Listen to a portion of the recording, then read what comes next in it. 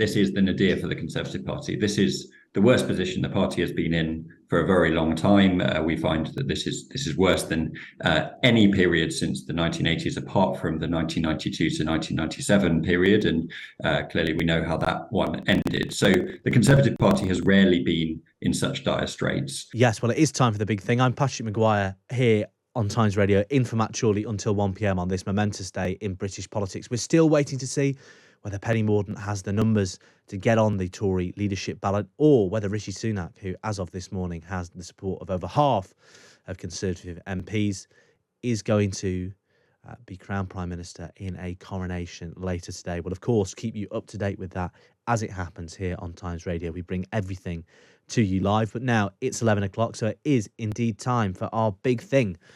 Given that we're just hours away, potentially, from finding out who our next Prime Minister is, with Rishi Sunak having the support of well over 150 MPs and Penny Mordaunt battling, perhaps vainly, to get them by 2 p.m. in order to stay in the race, we're asking, can either of those two candidates rescue the Tory party from a landslide election defeat to Labour in 2 years' time, given the polling is as patchy and grim as it is for the Conservative Party? And what can either of them do when they arrive in office, be that this afternoon or later this week?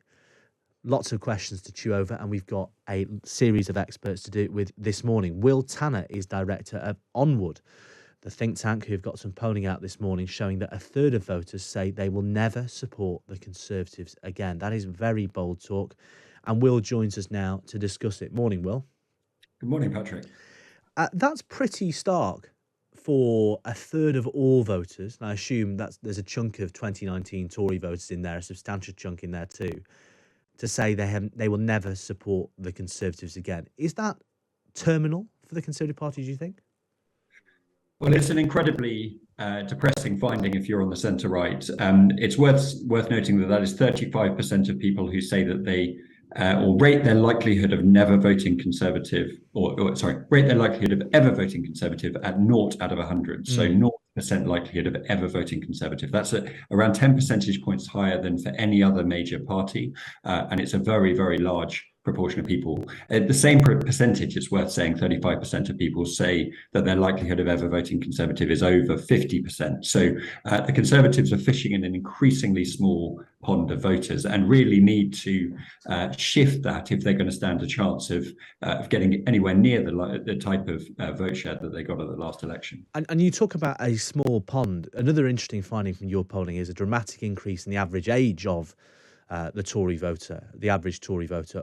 It's up 14 years from 2019. So the average Tory voter now, the average voter who says they'll vote Conservative, is now 14 years older than they were in 2019. And if you look at polling on every policy area, you found that increasingly the party is not trusted to deal with anything. And obviously that's partly a consequence of the economic situation we find ourselves in. It's not all the fault of Liz Truss or Boris Johnson, of course, but from this really low base, how can the Conservative Party even begin to broaden its appeal? Is that even possible politically, do you think, in the next 2 years?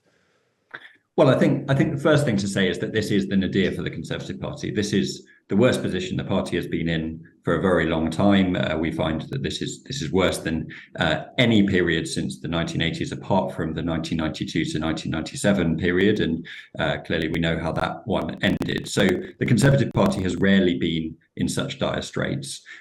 So the positive way of looking at that is it's only going to get better from here. Indeed. And I do think the Conservative Party does have an opportunity. So around 30% of voters who voted for the party last time are saying that they don't know how they'll vote at the next election. So they're on the bench. Actually, it would be possible, I think quite possible, for the Conservative Party to convert them back into Tory voters. Around 15% say they have switched to Labour. Those will be much harder to reconvert back to the Conservative Party, but we do know that they did that last time very successfully under Boris Johnson. And I think that the kind of 2019 playbook of moving towards the centre, maybe even slightly to the left on economics, being prepared to intervene to make the economy work for people, plus a socially and culturally conservative vision on things like immigration and crime, that does have the potential to appeal to a very large number of voters. There is a long way to go, but there is a light at the end of the tunnel, I think.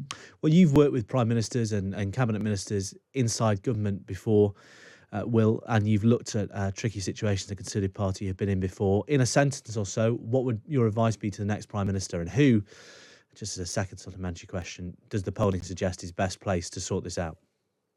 Well, so in a sentence, embrace the conservatism, the national conservatism that won the election in 2019. So in the centre on the economy and to the right on social and cultural issues. And in terms of who is best placed, I think both potential candidates do have the opportunity, although I do think Rishi Sunak, both during his time as Chancellor and during the leadership election during the summer, did demonstrate a commitment to these type of values that potentially could unite the 2019 coalition again. Will Tanner, Director of Onward, thank you very much indeed for joining us and setting out just how low a base the Conservative leader, the next Conservative leader and Prime Minister, is going to be mounting the fight back from.